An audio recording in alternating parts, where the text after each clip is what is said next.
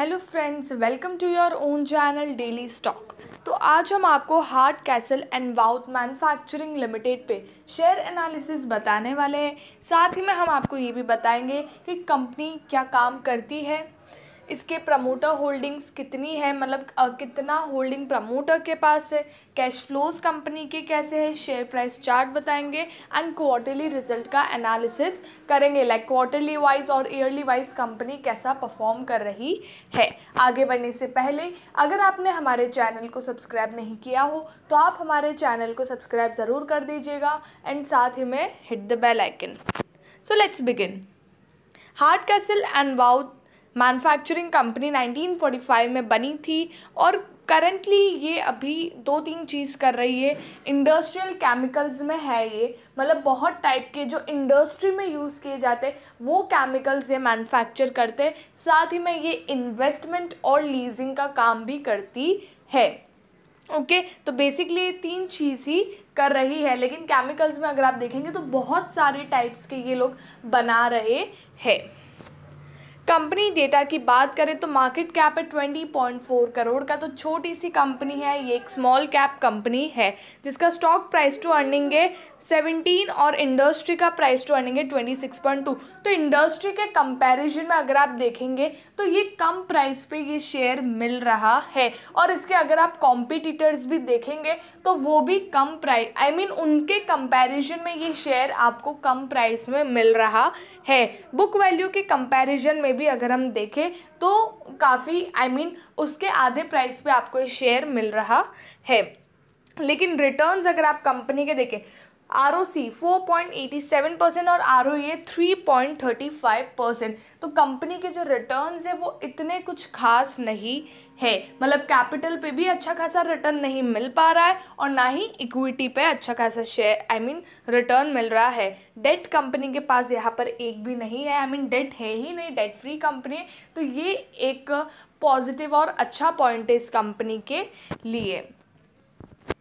Financial trend की बात करें तो 2019 से 2022 तक का जो ग्राफ है इसका वो इतना ज़्यादा इंक्रीमेंट नहीं दिखा पाया है। रेवेन्यू के नंबर्स में अगर हम देखें 2019 में 3 करोड़ 9 लाख का रेवेन्यू था, 2020 में 3 करोड़ 69 लाख का था, 2021 में 3 करोड़ 33 लाख का था एंड 2022 में 4 करोड़ 36 लाख का था।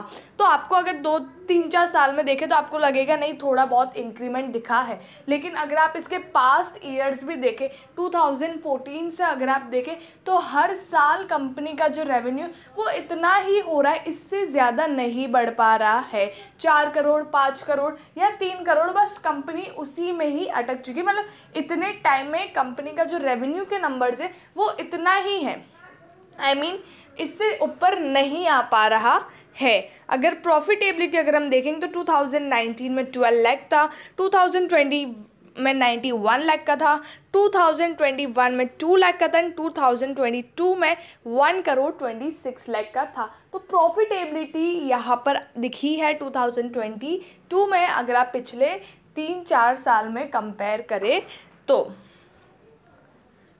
अगर हम क्वार्टरली रिजल्ट्स की बात करें, मतलब इसी को और डीप में अगर हम देखें तो जो sales quarterly wise 50 lakh 60 lakh का हुआ करता था वो सितंबर 2021 में 1 करोड़ 55 लाख 82 लाख 91 लाख एंड 65 लाख जो ये जून 2022 में हुआ है।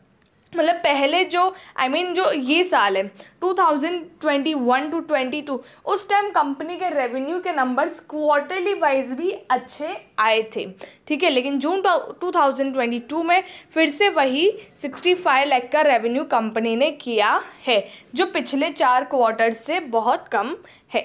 ऑपरेटिंग प्रॉफिट अगर हम OPM ऑपरेटिंग प्रॉफिट मार्जिन देखें तो वो यहाँ पर अच्छा खासा है, मतलब कंपनी की जो ऑपरेटिंग सेल्स में से अच्छी खासी प्रॉफिटेबिलिटी निकल जाती है, जैसे 42%, 31%, 70, 60, 31%। तो अच्छा खासा कंपनी का यहाँ पर ऑपरेटिंग प्रॉफिट मार्जिन है। अदर इनकम और भी है, कंपनी की इंटरेस्ट है ही नहीं क्योंकि डेट फ्री कंपनी है। डेप्रिसिएशन तो लगता ही है, उनके जो भी एसेट्स है उस पर। तो एट लास्ट जो नेट प्रॉफिट है जो कभी कभार नेगेटिव में भी आया करता है, और बाकी 20 लाख 18 लाख तो इस तरह का कंपनी का नेट प्रॉफिट आता है। और अभी लास्ट क्वार्टर में 23 लाख का नेट प्रॉफिट था। तो यहाँ पर रेवेन्यू के नंबर्स अगर बरकरार रहे, जैसे कि पिछले साल कंपनी ने पिछले 2-3 साल के कंपैरिजन में अच्छा परफॉर्म किया है, तो उसी तरह अगर और भी उसी टाइप के नंबर्स और उससे ज़्यादा अगर नंबर्स आते तो शेयर में फिर इंक्रीमेंट दिखने के चांसेस है, वरना ये यहीं पे स्टेगनेंट रह सकता है। शेयर होल्डिंग पैटर्न देखेंगे तो यहाँ पर 3 इन्वेस्टर्स है। प्रमोटर्स के पास 73.61% का स्टेक है, डोमेस्टिक इन्वेस्टर्स 0.08 एंड पब्लिक के पास है 26.30% का स्टेक है। ओके, कैश फ्लोज की अगर हम बात करें तो ऑपरेटिंग एक्टिविटी से अगर हम देखें तो मार्च 2022 में 3.21 मतलब ऑपरेटिंग एक्टिविटी से यहाँ पर कैश जनरेट हो रहा है। इन्वेस्टिंग एक्टिविटी से हालांकि इस बार नहीं जनरेट हुआ है। तो ये कंपनी के यहाँ पर कैश फ्लोज है।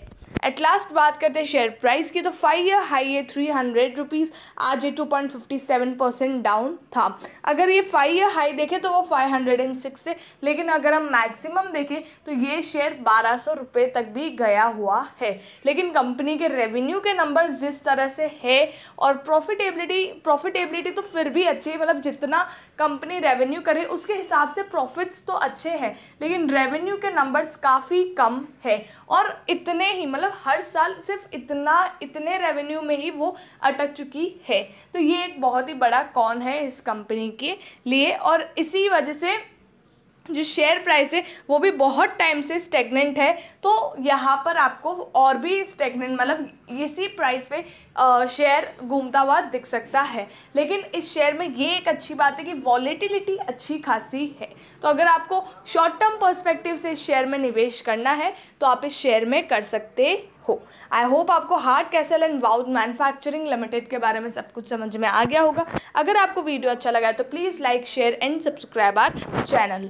Thank you.